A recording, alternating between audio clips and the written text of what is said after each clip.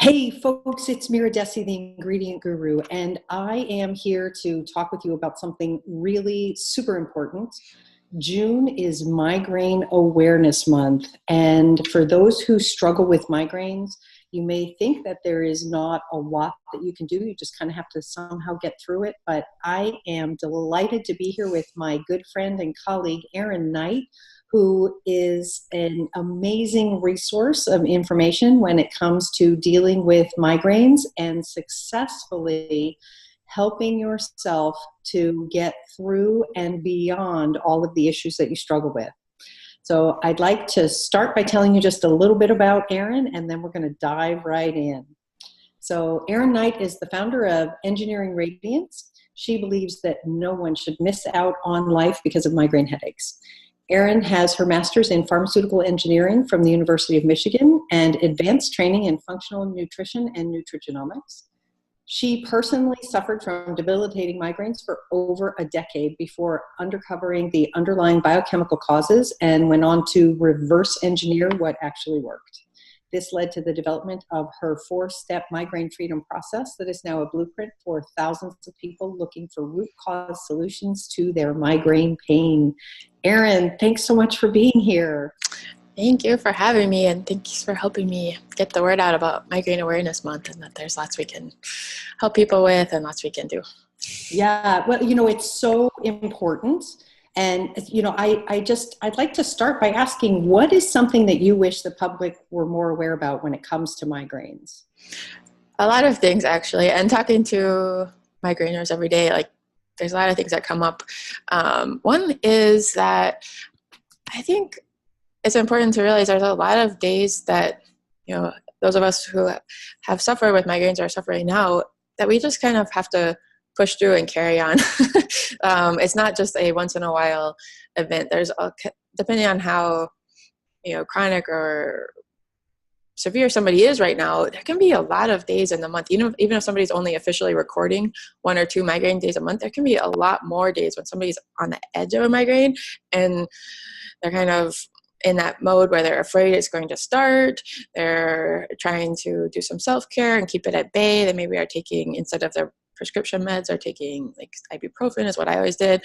And you don't really count that as a migraine day per se, but you're still impacted a lot more than we get, kind of give ourselves credit for or talk about, because we want to function as normal people and, carry on with life. So we kind of push through. I remember, it's going to affect lives in so many ways, showing up for work and things like that. But I just remember, just as an example, I was at my good friend Stephanie's birthday party back in the day. This was a long time ago, but I was at a party and somebody comes up to me and is like, "Are you, you don't look like you're having a lot of fun. Do you not want to be here?" and things like that. And I realized people can tell that you're kind of off, but they don't know the pain that you're in and how much effort you're putting in just to show up.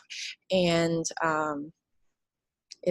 for what it's worth, for Awareness Month, it'd be kind of cool if more people recognize how serious migraines impact lives beyond just those couple of that's bad enough that we're out of commission for several days at a time, but that it's really a much bigger problem in the scope of how it can impact your life and how you're always thinking about it, how you're always worrying about making sure you have medication with you when you leave the house, making sure you have, your meals lined up so you're not skipping a meal, and that causes a migraine. There's just so much more to it than that, even the migraine days themselves. So that's one thing. Another thing. Well, sorry, I was just going to interrupt for just 1 second. One of the things that I think is so challenging is migraines are one of those invisible disorders, because they affect different people so many different ways that there's no one clear indication that someone can look at you and go, "Oh, they're having a migraine." Like you said, you're off, or you're not as responsive, or maybe you're very pale, or kinds of things that can happen, and that really presents a challenge, because as you said, you want to show up for life. So you can't spend your entire life just sitting in a dark closet waiting for the pain to go away. Yeah, you don't always want to be the sick person, so sometimes you don't talk about it. You don't want to make excuses over and over again so you don't talk about it, but yet, you're having, let's say, visual symptoms, or you're having brain fog, or some of these early warning signs that's kind of starting, and yeah, you're just not 100%, but you don't want to talk about it all the time. Yeah.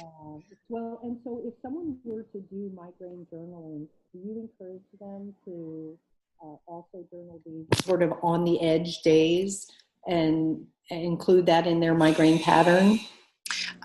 Yes. Do you mind repeating the question again? Your audio had gotten really quiet. Sure. I can edit it, but it just we're super quiet for a second. Yeah, no, that's fine. Okay. Sure. So just for a second, I wanted to clarify, for those people who struggle with that on the edge migraine days, do you encourage them to include that in their journaling if they're tracking their migraines?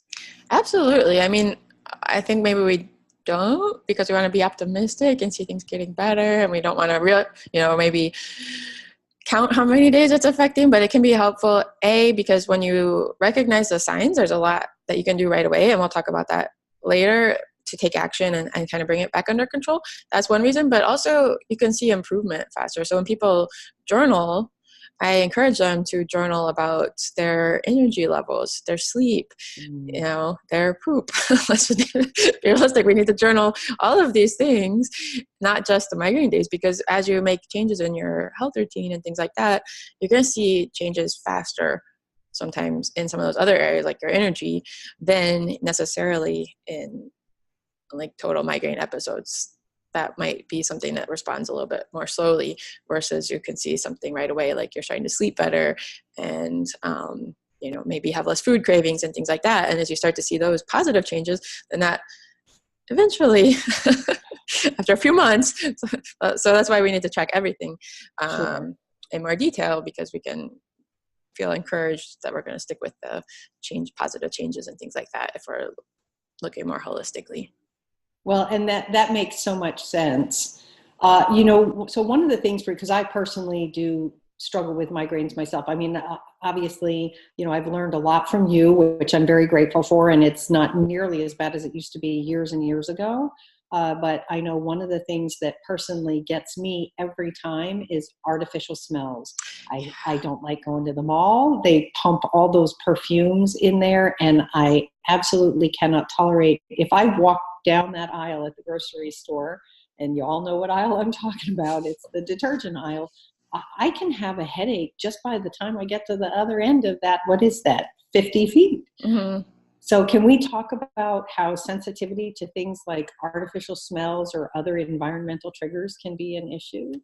Yes. If I was going to throw, one or two more things out there of what I wish the world was more aware of for migraine sufferers, and what I have gathered feedback from other migraine sufferers that I think people need to take more seriously, is this artificial fragrance issue that can be a real trigger, and people just don't take it seriously. When you see sometimes people try to label their offices as fragrance free, or try to maintain that in the house, but it's not really that respected. People who don't feel affected just don't get it, for better lack of better explanation. But that's something where awareness about how it impacts people who have chemical sensitivities and migraines, it's a very common trigger. So increasing awareness around that would be something that hopefully I can contribute to in some small way. And I hope, I see that snowballing, more people talk about it and share that it really does, can just ruin your entire day. By, absolutely. Like a personal story. Pushing the edge. Yeah. Yeah, a personal story. I recently came back from a conference, and I took an Uber to get home, because I don't bother parking at the airport anymore. I just take Uber. It's so much easier. And the car that I got into, he had one of those clip-on things that, as the air conditioner is blowing, the perfume is coming out. So I asked him to please take it out of the vent and put it in the glove box. But there was so much perfume in the car already that by the time I got to my house 30 minutes later, I had a raging headache that did develop into a migraine. And, I wish that there was a way to be able to let some of these companies know fragrance sensitivity is a very real thing. Mm-hmm. And just so So fast. yeah, absolutely. And so in addition to the environmental triggers that cause it, I know you've mentioned this before, but can you share the whole concept of what is a migraine hangover? Oh, yeah. So that kind of goes along with not, those days when you're like almost getting a migraine and you're not 100%. Well, there's also, unfortunately, the reality that after you've had a migraine, a lot of people will feel kind of a hangover, like the same as when you had the flu or a cold and you just don't feel yourself for like sometimes a couple days afterwards. You're tired. Realistically, think about how, during a migraine, you're not eating well. You Mm-hmm. probably, some people can't keep down liquids, probably getting really dehydrated.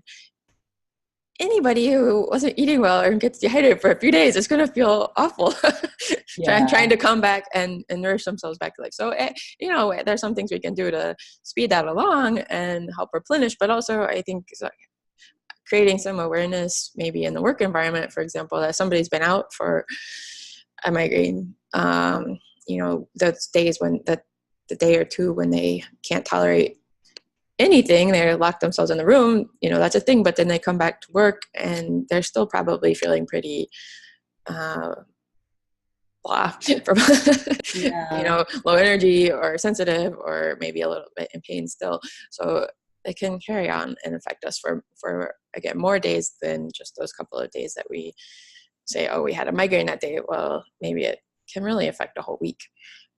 And you hit on something that's so important. How we nourish our bodies when we're going through that process is just so important because for some people, food is actually a trigger depending on what's in what they're eating or how certain foods. There are certain classes of foods that can be linked to migraine. But Mhm. you're right, when you're struggling with a migraine, a lot of rules tend to go out the window because you just feel so awful. Desperate. Yeah. Yeah, and so that's an issue. And then another side piece to that is the whole hydration issue as well. Yeah. Can we talk for just a second? I would love to talk not only about hydration as a you know a tie into how it impacts migraines, but just in terms of overall health. Even people who don't necessarily struggle with migraines can still have a lot of headache issues if they're not properly hydrated or if they're hydrating with the wrong things. It's a really big thing and kind of, I mean, it's a low hanging fruit. Let's put it that way to be nice, because it's such an easy thing to fix. But so let's fix that first. If some, are question that first, and get people on both sides of the fence. Get people sometimes that is one thing that just makes a huge difference, and it's easy, it's cheap to solve.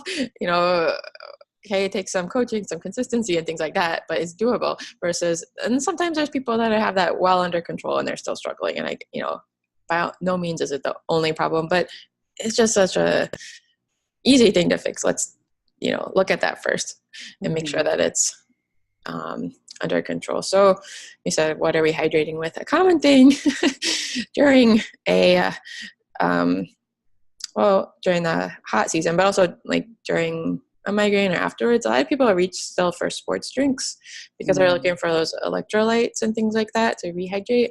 And I really would like to implore people to try a more natural alternative with something like Celtic sea salt or mineral salt. So you're getting minerals, you're getting the electrolytes from the salt, maybe some coconut water too, but you're not getting that corn syrup, or if it's diet Gatorade, like artificial sweeteners, that can't be good. And all the Yeah, colors and things like or the that, like colors that's not helping are us, bad for you. um, feel healthier. So yes, your body's craving electrolytes. It's a good thing to do, but let's, find alternatives which are cheap and easy to make. They taste good if you add, fresh lemon or something like that. And um, as an easy switch, that will help. And actually, I'm really glad that you brought up sports drinks because I think, unfortunately, a lot of people see sports drinks as a great answer. When they're kids, their coaches, if they're in sports, are like, "Get your Gatorade, like sports drinks," and it's really become this thing that we need these sport drinks. But the truth is, Right. they're not the best electrolyte balance. They're not But not well even. balanced. And right. And then if they have something like, one of the ingredients that drives me absolutely crazy that is in some sport drinks is something called crystalline fructose, which is essentially dehydrated high fructose corn syrup. It's terrible for you.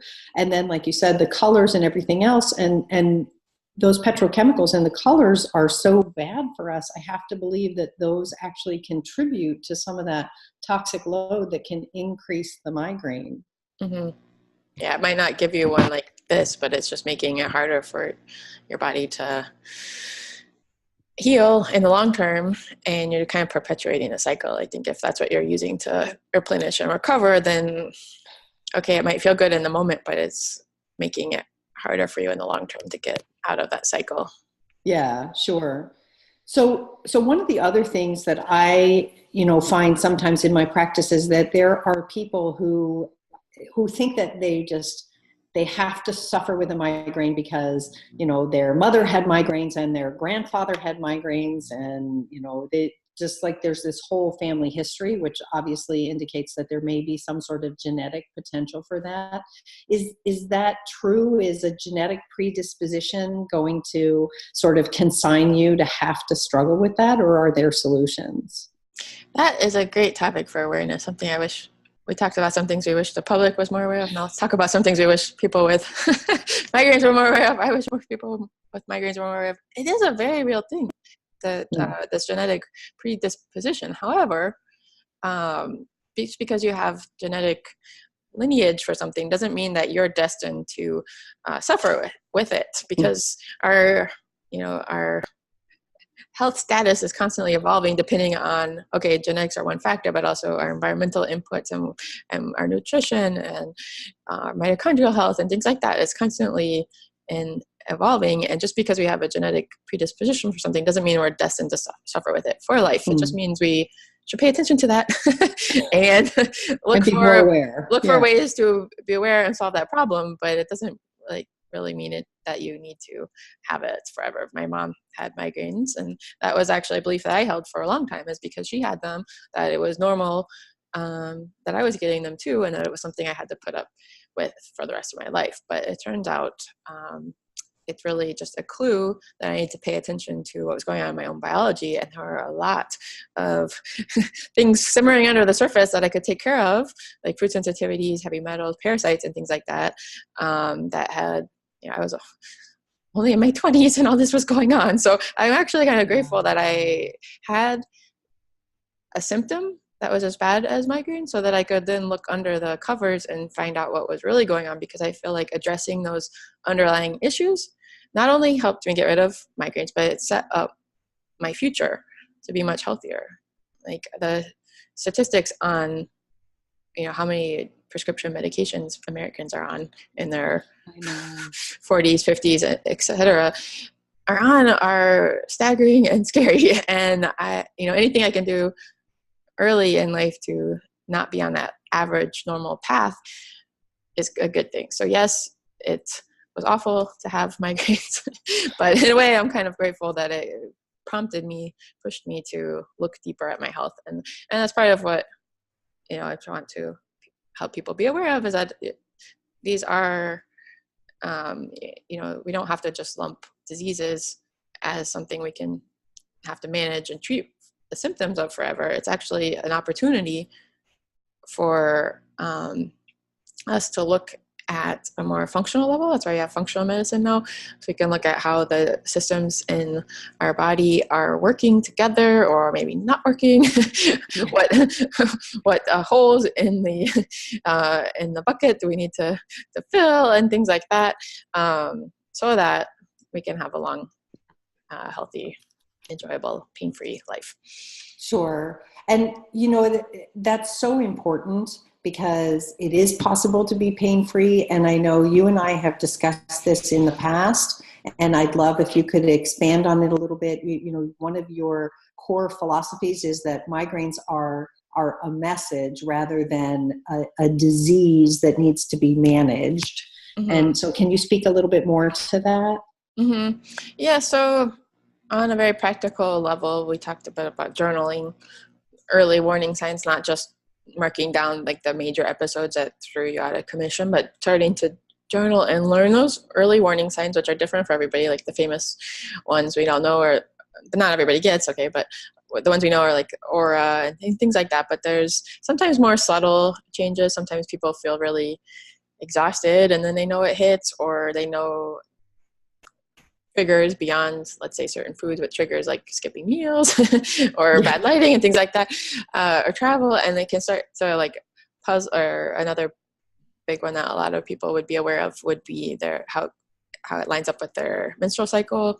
So figuring all that out, and then starting to listen to those early warning signs that something is coming. Like for me, for example, it often started as pain coming like up my neck, and then I could feel that for days sometimes before something else like artificial fragrances would push it past that limit, and it would escalate into, and kind of, you can think of like a train that's going faster, and at some point you can't stop it. But the earlier we can find those warning signs and do something about it. So one way to think about it, I talk about sometimes, is you have a certain capacity for stress in your body. If you think about like a bathtub, and you have some stresses that are there all of the time, like maybe you have a dairy sensitivity you don't know about.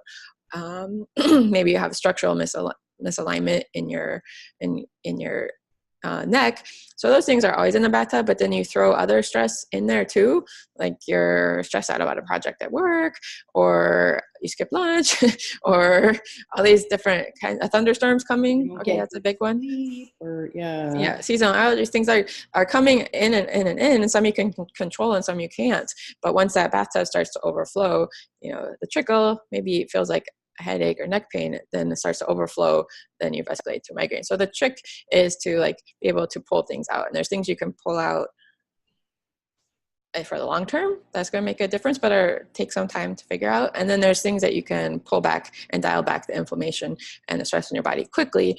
So actually I have the migraine relief course with the intention of teaching people how to pull back the inflammation quickly, like basically open the drain in your tub and start it draining, so that you can come back under that threshold and stop a migraine that's like about to escalate from taking hold and getting out of control. So the migraine relief course, you could say it's like opening the drain.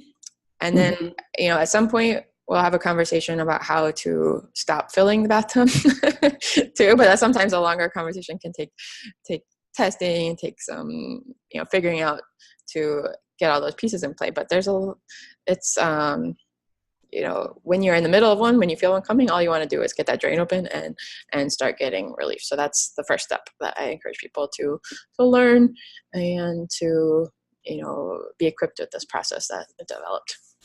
Sure. And I love that analogy of a bathtub, because that really is, you're right. You can throw a lot in a bathtub, but then at a certain point you've reached the edge, and anything else that you put in is going to cause this spillover. And so that's a great analogy, because there are, as you've discussed, even just here, and I'm sure we've only touched on the tip of the iceberg, in terms of all of the different things that can be contributing to someone's migraine load and causing them to struggle with this. So you mentioned that you have this course. Can you tell us a little bit about it? Like, how does it work? How do people...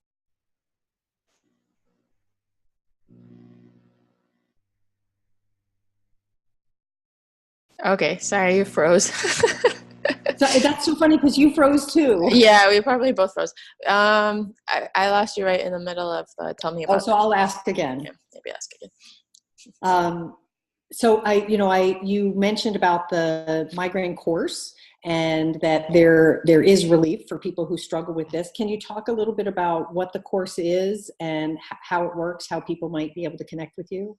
Yeah, absolutely. I, would love to put this out as a resource for people. I had this same conversation with clients over and over again, where I was teaching people how to develop their own migraine relief checklist, if you will, that you can follow when your brain starts to not feel good. You just feel miserable. Let's be realistic. When you don't feel good, you're not thinking about what to do. You need like a list to follow. So I'm teaching people how to build your own personalized list of things that will work for you, that, you you'll get to test and then put them on a list for you. So you're developing your own system. It's your own system within my bigger framework of a system. So you can personalize it for you and be more like strategic, I guess, have kind of a plan to follow every time that you get a migraine. So you feel like you know what to do and that it's going to work for you. So that's in essence. And then of course also teach the different methods that people tend to like and have worked well, like different oils and even CBD oil and different acupressure points and different tricks of the trade, if you will, to apply and put on your list. So we teach how, why, and then how to bring it all together in this systematic way.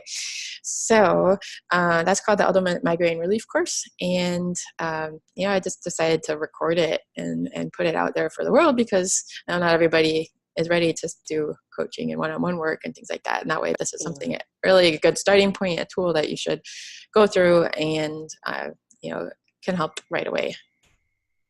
Well, and I love that you've created something that people can really personalize because not everyone's migraine journey is the same.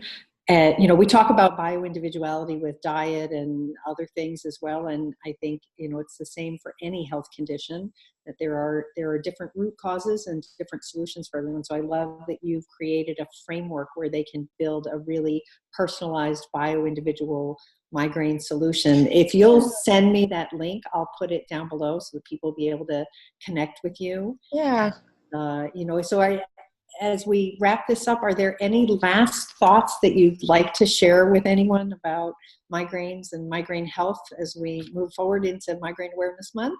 Well, maybe just to build on what you just said, because I totally agree. Like people respond to different relief methods even differently. And that's part of sometimes the frustration of somebody who's tried everything. They read everything on the internet. All their friends have given them such helpful advice of what worked for them, and they're sick of hearing it. And I totally get it.